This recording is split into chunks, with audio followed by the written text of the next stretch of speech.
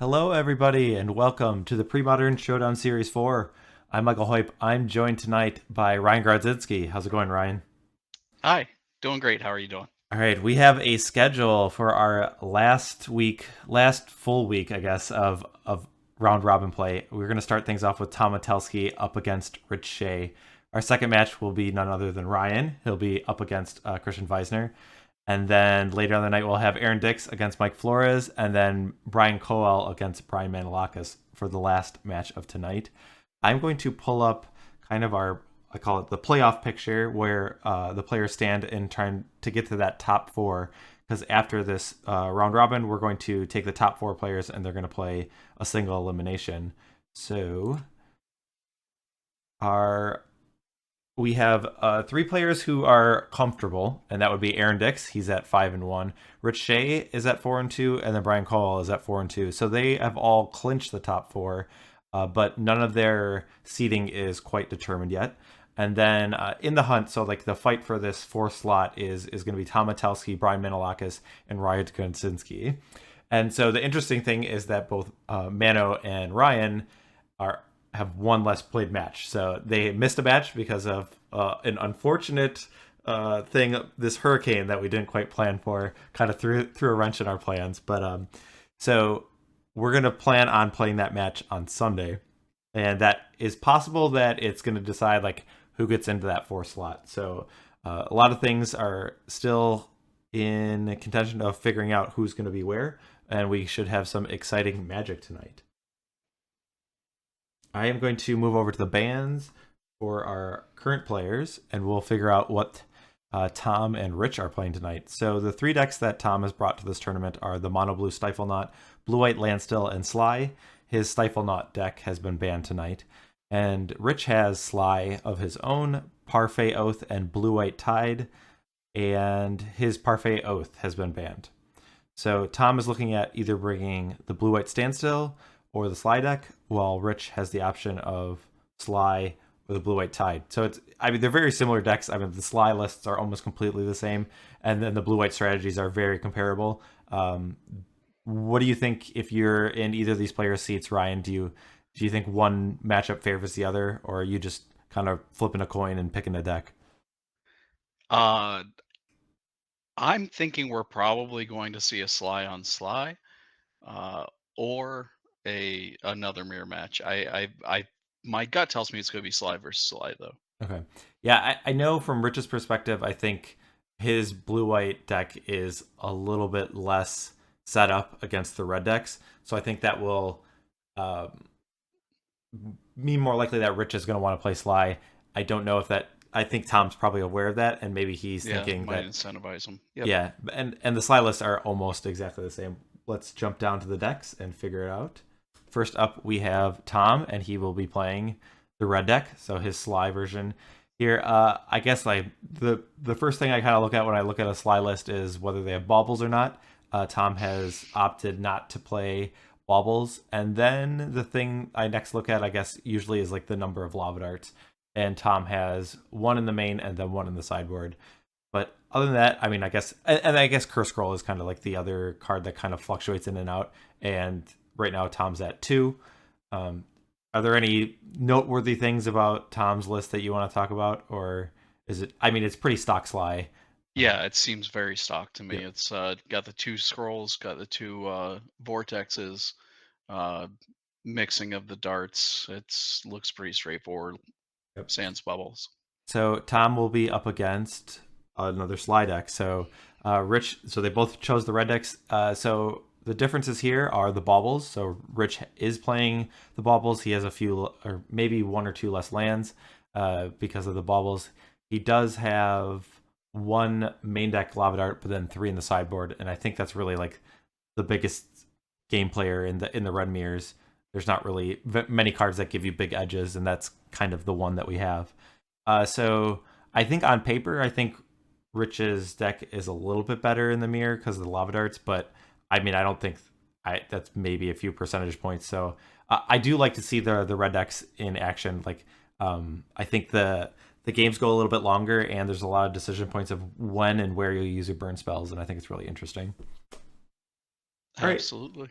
Let's jump down the match. If you want to let our players know that they can get started, we are about to see some lightning. Is probably in our future.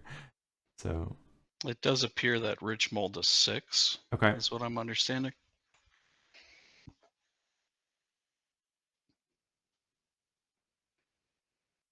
And so one of the cards that we see a lot of the times in red decks that you kind of mulligan aggressively for is the Jackal Pup. But in this matchup, it's kind of just like a liability because obviously a burn spell deals damage to it. You get rid of the creature and deal damage to them. So all right, so a Mog Fanatic for Rich, and Tom passes the turn without playing anything. He does have his one Lava Dart, so the Mog Fanatic will go, but it will deal damage to Tom on its way out.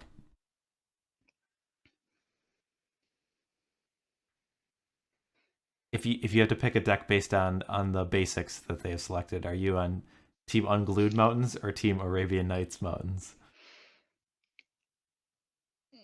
That's a tough call. Yeah, I'm going to go with the Arabian Nights Mountains. I mean, I would you know, say I do really like the unglued ones, but you have to give a lot of yeah, I respect to mean the that's a Arabian huge Nights. nod there. Yeah, yeah. So Tom spends his second turn. He gets a Mog Fanatic and then a Grim Lavamancer, and then an interesting point that Rich goes to shock the Mog Fanatic. So if the Grim Lavamancer stays in play, I think that has more value than the Mog Fanatic. But um, does that tell you? I feel like I would.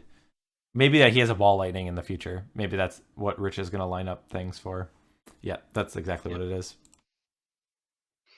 It's going to force him to make a decision on one of his mountains. Yep, 6 life is worth losing this land here. So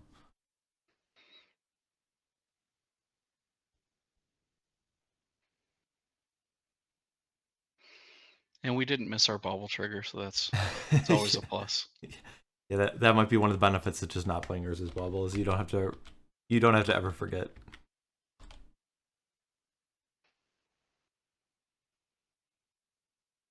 All right, so this Lavamancer is attacking, and there's a Seal of Fire that was deployed. So I guess that's one of the other cards that is different in Tom's list.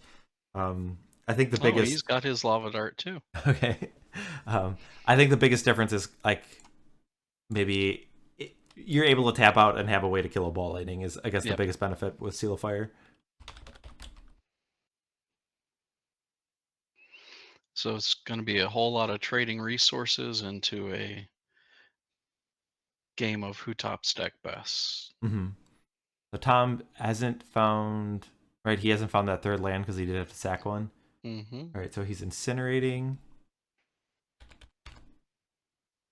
and that's one thing. Like if Tom's stuck on mana, that might mean that he feels like he needs to kind of deploy his burn spells over like end of turn because he can't use his mana as efficiently. Well, if you do have a lot of mana, then maybe you can say, okay, I'll keep these in my hand, and depending on how the way the game plays out, I can either point them at creatures or point them at Tom's face if you do have more mana.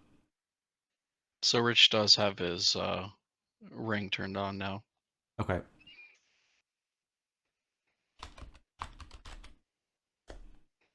So we're at 11 to 16, looks like, life totals. All right. Behind by 3 points each. All right, now it should be updated.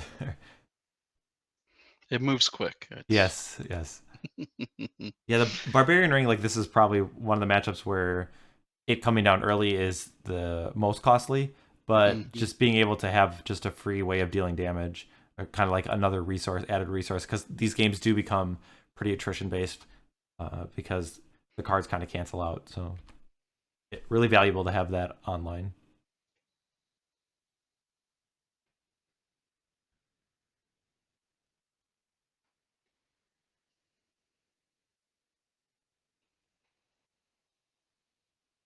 All right, this Incinerate is pointed at 13 Tom's to face. 10. Yep. And 2 cards in hand for Rich, and Tom is firing off a bolt. How many cards? He's got 2 cards in hand. He's looking. He's lining up those mountains in a way that says, I'm not particularly attached to these in any way whatsoever. Here's a fire blast Yeah. with floating mana. Rich is, and oh, this is on the stack, so I guess Rich. I mean, Rich would be pretty hard pressed to deal 13 from the spot, I would think. Um, you could do 4 + 3 + 2. That's only 9. All right, so it looks like Tom does have Yep. priority. Shows him the shock, and then the seal of fire that was on board is the last 2 points of damage. So Tom going up a game in the Slimere. I guess I'll jump over to the decks again, and we can talk and predict how the players are going to sideboard. So Tom's list, there's one Lava Dart, and the only other card I think I would consider is Overload, and only because Curse Scroll really can be a game breaker in the mirror. The games do go long, and having a repeated source of damage is really powerful. Are you interested in bringing in any number of overloads, or are you just up like switching out a shock for a lava dart or something? Or a jackal pup, I guess, is usually a Yeah, card that people I take think up I'm out like. taking out a pup or two. So would you take out the 4 pups and bring in one lava dart and 3 overloads, or do you think that's too many overloads? No, that's too many overloads. I don't think I would bring in any more than maybe one Okay. myself. Like, you have a strategy as well. Curse Scroll is it's great in a longer game like that, but if you're dedicating answers that way, I just don't like playing Magic like that, if that makes sense. Mm-hmm. Like, I would rather stay on board with what I'm trying to accomplish. Chat's talking about bringing Tormod's Crypt in. Do you like that over the jackal pups that just trying to fight a barbarian ring or a grim lavamancer? I mean, because do you feel like there's any value of leaving the pups in? Like, I mean, the cards that you're bringing would be sideboarding in for them are not very high impact beyond the lava dart. But is the liability of the jackal pup too much, or do you think sometimes it will sneak in 2 points of damage and it's worth? I do like the crypts better than the overloads. Okay, But that's again, if you get to the point in the game where you're both kind of like work yourself out of resources and then you land a pup and it's able to get a couple points in, I don't see that as the worst thing ever. okay. But yeah, I think I like the crypts better. All right, I have Rich's list up. So there's 3 lava darts, which are much more appealing, and then I mean Oh yeah. some of the cards are different, but none of them are. There's like a couple of crypts, and he does have overloads. Really, the cards that I would bring in are the same. I don't think any of the differences they have in the sideboard would be coming in. So No, but I think Lava Darts yeah, it's a much hand more over, yeah, yeah it's a much better card. Um, and that's going to be a big win, I think there. yeah. I think the edge goes a little bit to Rich in these sideboarded games, but I Post mean board, I would definitely say so. yeah, but I mean it's still I mean, very easily Tom could just win the next game. I mean, I don't, it's not like it's the matchup swings in a huge dynamic way. Now, would you rather be on the play or the draw?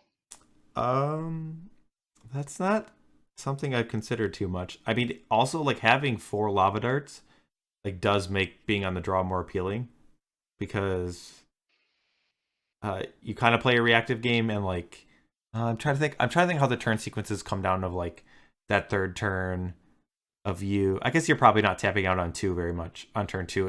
If you're on the Yep. draw, you'll probably have mana open because if the opportunity comes of like they're tapped out and you have 3 mana and ball laning, that could be a really big swing. But the way the slide deck is built up, like there's not really anything to spend like 2 mana on. It's like you have Incinerate as a 2 drop, and all the other cards like cost 1 or 3. So I just got a notification that Rich is going to be on the draw this game. okay, That's my guy.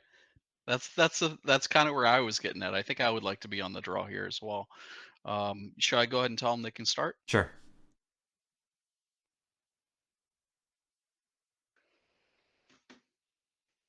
Yeah, it's not very often where you get to choose to draw in constructed, but it's always cool when it does come into Hmm. play.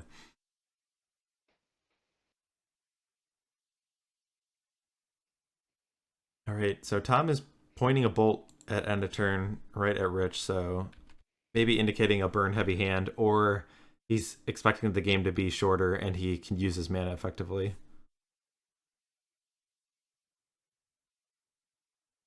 Mog Flunkies. Sometimes a powerful 2-drop, but I don't think it's consistent enough. I think the red deck just would rather have burn spells. Yeah, I think 4 years ago we would see a list with a couple of them sneaking in every now and then, but that's kind of evolved its way out of most side lists entirely now. I mean, I could see how it is like a recurring source of damage in a lot of matchups, but in this one, it's almost a liability because there's kind of an incentive to keep the creatures off the board anyways, and if you can just strand a 3/3 in play, then you're just kind of down a card. And you spent 2 mana. Yep. Yeah, it's a big investment at that point.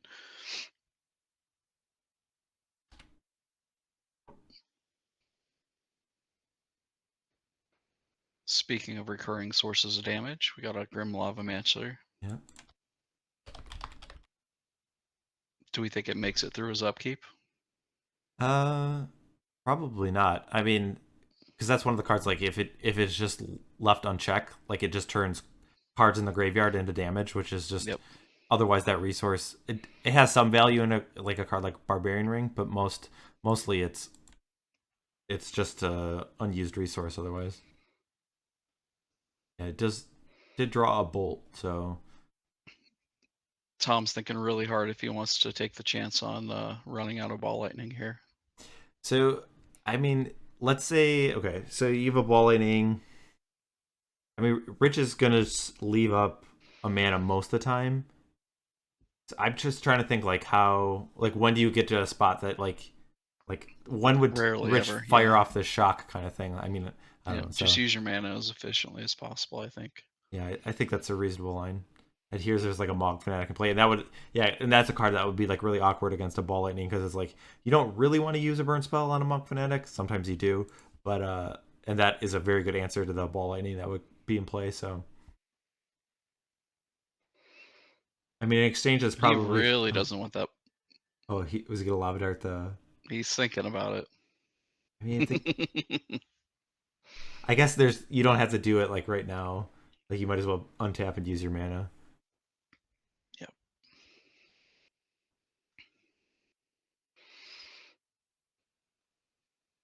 Yeah, it would be interesting if we saw like tap the mana, flashback a lava dart to get rid of the Mog Fanatic, and then play Ball Lightning. Mm-hmm.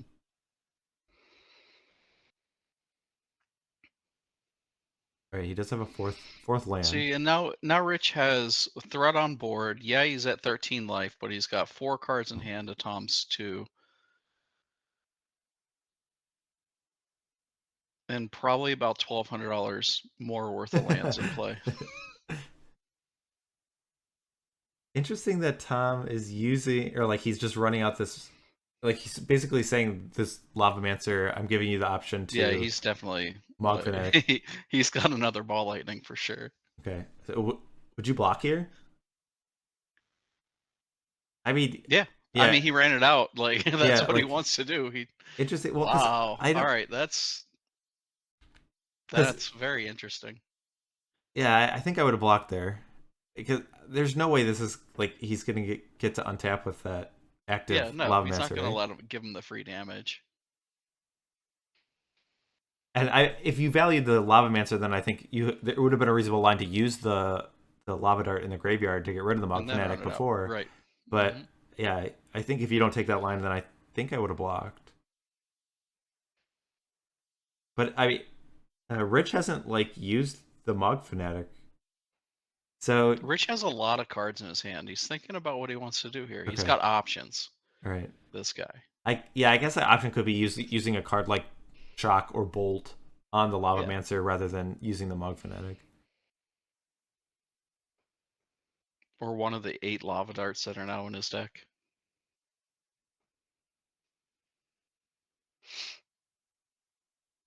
Right, so Shock was used, and Mm-hmm. then Grim Lava Mancer is added to the board. So Does he? He still has 3 cards in hand. It's just crazy. So he's gonna. well, I mean, Huh. you should just wait. Like there's now he's just access to less mana, right? There's no reason to do that end of turn. Is there any card that would punish him for untapping there? No, Like nothing I Tom? can think of. Yeah. Okay. He does have a Seal of Fire, and this seal is going to be used on the Mog Fanatic, so Tom will take an extra point. It's now 16 to 13. Tom's adding his dice to indicate how many cards are in his hand. He's got 2. Deuces.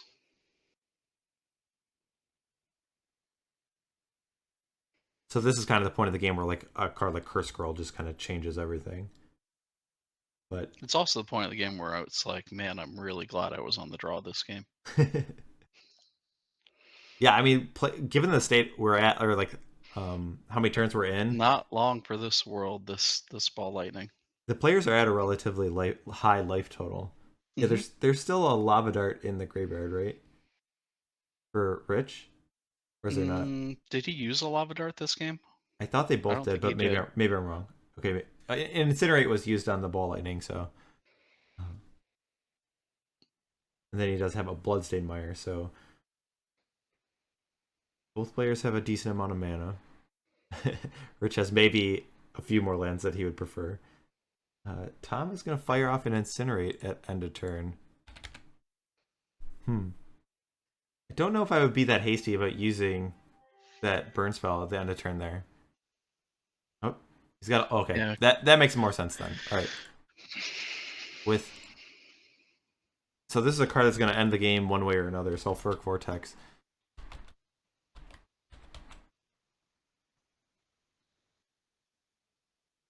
All right, so Rich took 2. He's down to 8, and then he adds a Mog Fanatic, and then passes the turn. So Tom's going to take 2 from his own Vortex down to 14. He passes the turn with just 2 cards. So if they're burn spells, he would need to get them. Yeah, being down to 6 is pretty good. So Rich has a Bauble. Okay, we'll see Now what he his will draw off the bauble before before the Vortex. Tom draws. Oh, before that. Okay, so he So we sees a got a shock. shock. He'll attack for 1. Yeah, I don't think I'd be using a shock here. I think with the Vortex in play, I'm guessing Tom has enough burn. I guess the only fear is like it's kind of like one of those spots of like if you know you have them, do you wait for them to act first? It looks like Tom's going to use his mana, put Rich down to 1. Wow. All right, so Rich has what, 3 cards in hand, and he's about to draw another one. He could maybe do this, but he's just set himself off of shocks too, or his fetch lands. Yeah, but I mean, Fire Blast is probably one of the cards that you need, and that one doesn't really cost any mana this turn. Yeah. So he's got the 1 online, he needs an additional 10, so bolt, blast. Okay, we are seeing Oh, see, some he did cards in bring in hand. the overloads. Yep. I don't like the overloads at all. All right, so it looks like Tom was able to take that down. Yep. He just had enough burn spells to stay ahead, and then felt safe enough to deploy the Sulfuric Vortex because that's one of the cards. There are certain spots where that card is just not any good, and Tom found a way to make it work. So I'm gonna jump down and maybe we can listen into the players. Absolutely. I gotcha. Yeah, I'm gonna die on my upkeep. Actually, I'm gonna die on your draw step. Even better. Damn it, man. Yeah, that was That's really good close. Good games, Yeah. Tom. That was brutal and quick and efficient.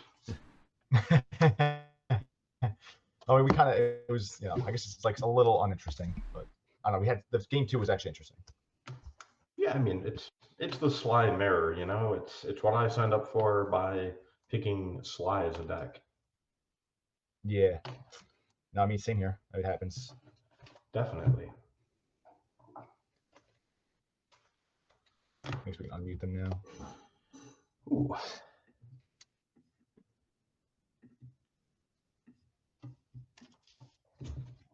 Good games, gentlemen. Unmuted. That was quick. That was very quick. A little efficient. What can I say? Yeah. Sometimes Sly happens. I do enjoy the Sly Mirror. I think in terms of decision points, I think the decisions trees really open up in terms of where you point your burn spells. So it's fun to watch people play Sly. So when it's in a I'm mirror, 0-2 in this, so apparently I'm not good at playing the Sly Mirror. the first match you had was pretty wild. That one, I don't know if like the draws were very weird, but yeah, that was a fun match.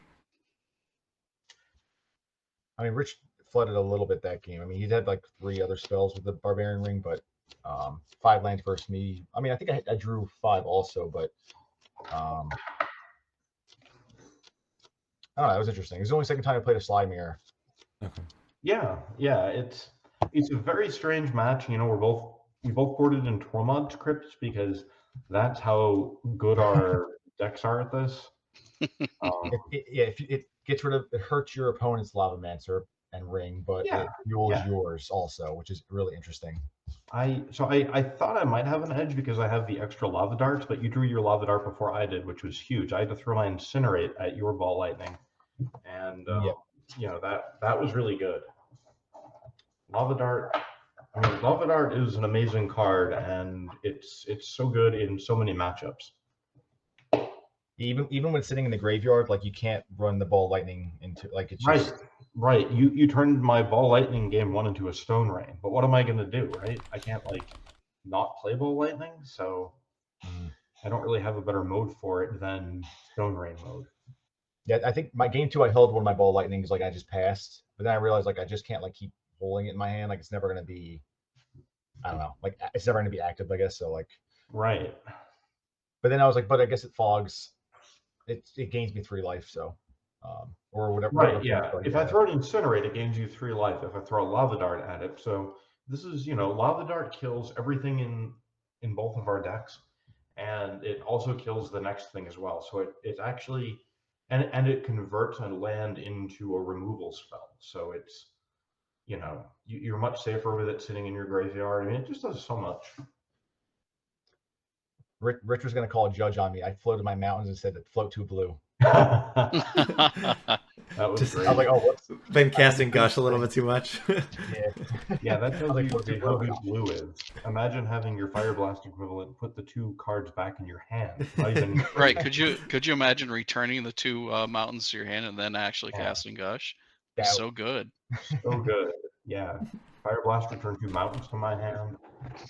Right. That's what we need, right? We need some sort of Xerox mono red deck. That actually might make the slide deck a little bit worse because sometimes you need like the mountains in the graveyard for a threshold. Oh, but like, and like, I mean, yeah, like you want to empty your hand, right? For scroll, Lavamancer, fuel. Sure. That's really funny, actually. No, but now you have Ivory Tower for the mirror. Okay. Oh, that's true. That's true. And you can play Zoran Orb if you want threshold. Yeah, when Rich and I play this format though against each other, I get like a bunch of nostalgia. Like we go back a ways. Yeah. So it's just, I have like, it was like definitely a different, like it's always like a different feeling. It's awesome. I agree. This format is in some ways a retirement home for elderly wizards. Honestly, that's part of what's great about it. No, just to Rich and I were talking to rehash that. It's just the format is so good, and like the pre-mod, like the PSS is such a good showcase to see matchups play out. Like mirrors, I don't know. Like I'm not a big fan of mirror matches sometimes, but like it's just I love seeing like random matchup versus random matchup. It's like really interesting in this format, not any other format, but this format. So yeah, I think Premodern is an incredibly good format. It's certainly the best Magic anyone can play these days, and it lets you really have these different eras of the game compete. I mean, I love old school, but it's a different thing, and that's it's. I think in some ways there are different archetypes. There's a very small number of archetypes in that format, whereas in Premodern, you can play any archetype you want. Aggro, control, prison, combo, it's all there for you. And I think you can make any archetype work. And that's part of what's great about this. Yep. Rich Chat has asked, have you any considered gremlins for your deck? I don't even know if that's if that's an inside joke or if, because I don't know what Magic card that's referring to. I know that one. That is funny. Wait, so you go. I can tell the story, but this is all you, Rich. Once upon a time, Wizards of the Coast was a good company, and they printed ATOG. over the years, maybe through Hasbro's corporate malevolence, maybe through entropy and decay, Wizards of the Coast has become a company that I don't think is particularly good. In the Kaladesh set, instead of reprinting ATOGs, which would have made perfect sense, artifact theme, artifacts are everywhere, lots of delicious ATOG food, they printed a gremlin for 1 and a red, who happens to be a 1/2, and his ability is sacrifice an artifact +2/+2 until end of turn. Yeah, I can't remember the name of the card, but yeah, It's they. better that you don't mention it on it. Yeah, so There might be children watching. You don't want them to have to hear that sort of thing. yeah, I have the ATOG on screen so people could see that. Yeah, ATOG should be on screen. Yeah. Always, constantly. Yeah. I was receiving this wretched gremlin in the mail for months after this was printed. They would just be intruding into my mailbox, and I would innocently open up my mail, thinking the worst thing that would happen would be a phone bill or something. Nope. Here's this stupid gremlin leering at me, glowering at me, reminding me that Wizards of the Coast won't even deign to print ATOGs anymore. And so, Hey, Rich, the chat is actually requesting your address. Or at least a PO box that you can deposit your nicely packaged up gremlins into your local trash bin, or if you have an incinerator anywhere near where you work, that would also take care of the problem. So, Tom, what's your favorite holiday movie? I'm like, well, oh man, yeah, Rich. I remember you like just venting how bad like the art and just why can't you reprint ATOG here? It makes no sense. Right. It makes sense the way the avenue they were going. It makes sense, but the avenue they're going doesn't make any sense. Terrible avenue. Okay. We can have a much better avenue, an ATOG avenue, ATOG Boulevard. Boulevard's like a fancy word for avenue, right? Yeah. And so, you know, why live in Gremlin Land when you can frolic with the ATOGs? Think of how successful Mirrodin was. That was a hugely successful set, right? Despite the horrible card frames. I think it's because they printed not just Megatog, but also regular ATOG. And yeah, but he looked really weird in that set. Yes, he did. Yeah, he kind of looked like a gremlin, if you ask me. Well, it's the worst ATOG art, but the worst ATOG art is still better than a gremlin art. But Megatog, that's some of the best ATOG art that's out there. It's on your wall, right? It is, yes. That's one of possibly my favorite material possession. That means more to me than like a Black Lotus or anything like that. I just love Megatog. It's actually the wallpaper on the computer that I'm streaming at you from. Nice. All right. I'm trying to look to see if we had anything more relevant to the game, but I don't think anyone had any questions about that. Would be more relevant to the game. Yeah. And their lack of reprints. Yes. Yeah, so I guess that Rich, you're still like locked for the playoffs, so this matchup like didn't have. I guess you could have got first seed, I think, potentially. I theoretically could have. I guess does that decide if you're on the player of the draw? Yeah, I think that's what. I guess I have to check. I have to see what we wrote in the rules, but I've just been interested in taking the draw anyways these days. So what does it matter, right? I took the draw for the second time in the PSS, and how many other people have done that? I don't know if anyone has. So yeah, that was one thing we were talking about, like in the sideboarding, whether you would choose to draw. Ryan brought that up, and yeah, you did. So that was. I did choose to draw, and I lost again. It wasn't even very close. So maybe I'm wrong to do that. I don't know. I don't think that game would have been different if you were on the play. Do you think like there was any point where like tempo really mattered? I feel like it was more just cards. So yeah. It kind of feels like you're supposed to take the draw in the Slime Mirror because all of our cards are kind of the same and nothing is going to stick. Mm-hmm. So the theory is that one extra card will matter, but it also kind of feels like the quality of your draws is going to be really, really determinant. But at the same time, you don't want to mulligan because you need a threshold of cards, and they should be good cards. And I feel like mulliganing puts you at a pretty severe disadvantage here.